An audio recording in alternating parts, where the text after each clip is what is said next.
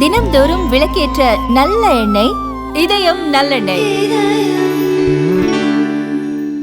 சபரிமலை ஐயப்பன் கோவிலில் துவார பாலகர் சிலைகளின் கவசங்களில் சுமார் 4 கிலோ தங்கம் குறைந்து சர்ச்சையை தொடர்பாக திருவிதாங்கூர் தேவசம் வாரியத்தின் 9 அதிகாரிகள் மீது நடவடிக்கை எடுக்கப்பட உள்ளதாக அந்த வாரியத்தின் தலைவர் PS பிரசாந்த் தெரிவித்தார்.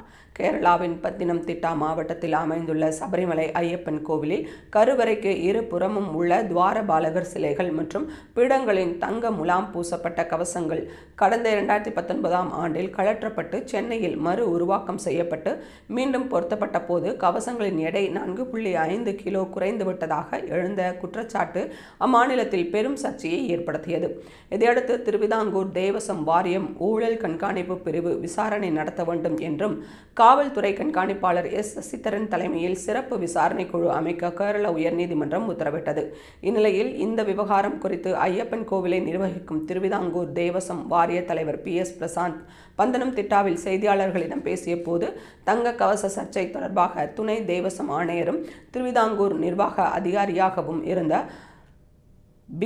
முராரி பாபுவுக்கு எதிராக நடவடிக்கை மேற்கொள்ளப்பட்டுள்ளது. அடுத்த திருவிதாங்கூர் தேவசம் வாரியம் செயலர் ஜெயஸ்ரீ, செயல் அதிகாரி சுதீஷ், நிர்வாகி அதிகாரி ஸ்ரீகுமார், முன்னாள் திருவாபரணம் ஆணையர் KS பைஜு உள்ளிட்டோர் மீதும் நடவடிக்கை எடுக்கப்பட வாய்ப்புள்ளது என்று தெரிய வந்துள்ளது.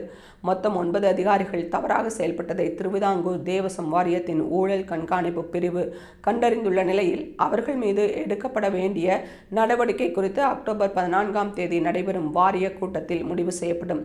திருவாபரண ஆணையராக பைஜுவுக்கு பிறகு பொறுப்பேற்றவருக்கு கவசங்களில் தங்கம் குறைந்தது தெரிந்திருந்தும் அதை மேலதிகாரிகளுக்கு அவர் தெரிவிக்கவில்லை. இந்த விவகாரத்தில் திருவிதாங்கூர் தேவசம் வாரியம் பிறப்பித்த உத்தரவில் திருவாபரணம் ஆணையர் கண்காணிப்பில் கவசங்கள் ஒப்படைக்கப்பட வேண்டும் என்று தெரிவிக்கப்பட்டது. ஆனால் உன்னிகிருஷ்ணனிடம் கவசங்களை ஒப்படைக்கலாம் என்று வாரியம் முடிவெடுத்ததாக வாரியத்தின் செயல் அதிகாரி உள்ளிட்டோரிடம் திருவிதாங்கூர் தேவசம் வாரியத்தின் செயலர் ஜெயஸ்ரீ தெரிவித்துள்ளார். இதுபோன்ற பல நடைமுறை குளறுபடிகள் நடந்துள்ளன என்று தெரிவித்தார்.